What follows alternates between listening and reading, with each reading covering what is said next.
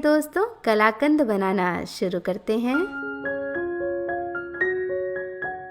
झटपट कलाकंद बनाने के लिए हम ताज़ा दूध का इस्तेमाल नहीं करेंगे। हम इस्तेमाल करेंगे दूध का पाउडर।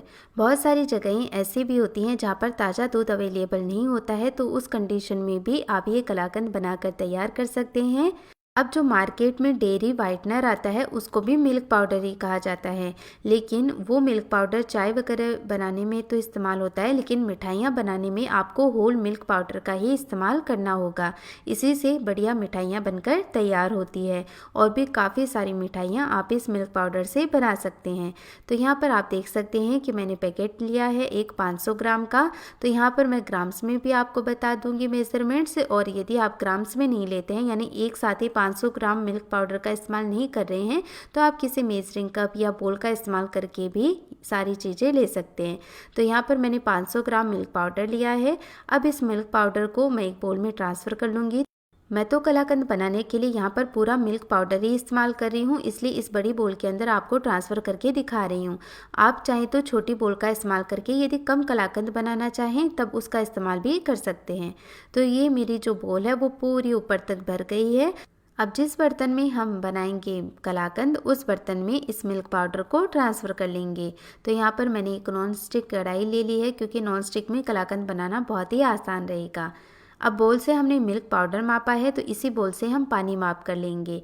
तो जितना हमने मिल्क पाउडर लिया था उसका आधा हम पानी ले लेंगे। तो ये हाफ बोल मैंने भर लिया है पानी का, और ये अब इस मिल्क पाउडर में डाल देंगे और इसे अब अच्छे से मिक्स करेंगे। और ध्यान रखना है इसे गैस पर नहीं रखना है, पहले अच्छे से मिक्स करेंगे और फिर गैस पर पकाएंगे। और अभी इस स्टेज पर ये थोड़ा सा आपको गाढ़ा दिखाई देगा, लेकिन फिर भी आप इसमें और एक्स्ट्रा पानी बिल्कुल ना मिलाएं, क्योंकि जितना ज़्यादा पानी इसमें मिलाते जाएंगे उतना ही इसको पकने में समय ज़्यादा लगता जाएगा। तो इस तरह का गाढ़ा पेस्ट ये बनकर तैयार हो गया है, लेकिन जब एक बार हम इसे पकाना शुरू करेंगे तो ये थोड़ा पतला भी होगा। तो चलिए हमने मिक्स कर लिया है, अब बाकी हम इसे गैस पर पका लेते हैं।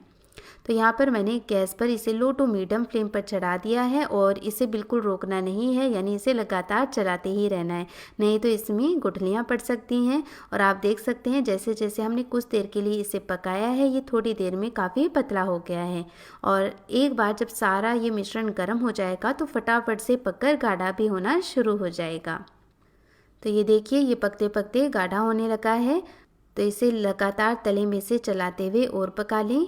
तो इस तरह से जो कलाकंद होता है बिना दूध को घंटों उबाले फटाफट बनकर तैयार हो जाता है। और हम त्यौहार पर चाहे कितनी भी मिठाइयाँ बाहर से ले आएँ, लेकिन जो घर पर बनाते हैं उनका तो टेस्ट ही अलग होता है। और यदि गेस्ट आते हैं और वो मिठाई खाते हैं तो वो पूछते भी हैं कि क्या आपने ये घर पर बनाई है। तो वो घर पर बनाई हुई होती है तो हमें बहुत ही खुशी भी होती है। अब कुछ ही मिनटों में जो दूध और पानी है वो बहुत ही अच्छे से मिक्स हो गए हैं और पकना शुरू कर दिया है। तो अब ये मिश्रण है वो गाढ़ा भी हो गया है। तो आप यदि इसे और ज़्यादा पकाते जाएंगे तब तो ये मावा के रूप में बन जाएगा, लेकिन हमें इसका कलाकंद बनाना है। तो इसके लिए इसी स्टेज पर हम क्या करेंगे, इसमें खटाई डालेंगे। खटाई के लिए आप सिरका इस्तेमाल कर सकते हैं और चाहें तो नींबू का जूस इस्तेमाल कर सकते हैं। तो यहाँ पर एक बड़े नींबू का रस मैंने लिया है और इसे अच्छे से मिक्स कर लेंगे। अब ये दूध भी धीरे धीरे फटना शुरू हो जाएगा। तो थोड़ा इसमें जो फटा हुआ दूध होता है यानी छेना बन जाता है, और थोड़ा इसमें आता है मावे का टेस्ट, और इसे से बढ़िया कलाकंद बनकर तैयार होता है। अब यहाँ पर यदि आप खटाई ले रहे हैं और आपको लग रहा है कि दूध फटा नहीं है, इसमें दाने नहीं दिखाई दे रहे हैं, तब आप खटाई यानी नींबू का जूस और ले सकते हैं। लेकिन ध्यान रखिए कि बहुत ज़्यादा नींबू के जूस का इस्तेमाल भी ना करें, नहीं तो फिर कलाकंद में खटाई आ जाएगी। तो आप देख सकते हैं मिश्रण और भी गाढ़ा हो गया है और इसमें दाने भी दिखाई दे रहे हैं। इसे हम थोड़ी देर के लिए और पका लेंगे।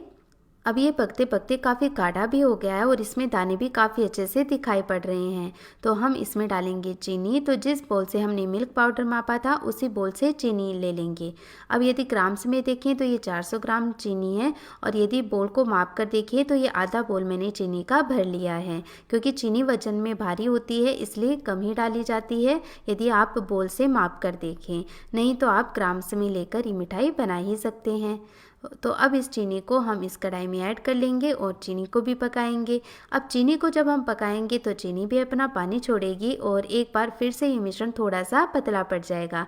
लेकिन थोड़ी देर जैसे ही पकाएंगे इसमें बहुत ही अच्छे दाने भी दिखाई देने लगेंगे और ये गाढ़ा भी हो जाएगा। तो थोड़ी देर के लिए हम इसे और पका लेते हैं।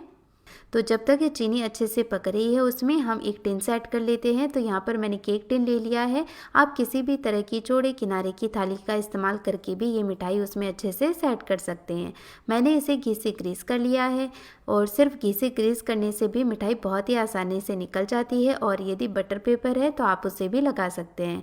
तो मेरे पास ये बटर पेपर अवेलेबल था तो मैं क्या करती हूँ, इस केक टिन में ये बटर पेपर भी लगा लेती हूँ। तो बहुत ही इजीली हम मिठाई को डिमोल्ड कर पाएंगे। और इसके ऊपर भी मैंने थोड़ा सा घी लगा दिया है। और अब देखिए ये जो मिश्रण है वो भी अच्छे से पक चुका है, लेकिन अभी भी ये काफ़ी पतला है। हमें इसे थोड़ी देर और पकाना है। जैसे जैसे हम पकाते जाएंगे इसमें बहुत ही अच्छे दाने भी आपको दिखाई देने लगेंगे।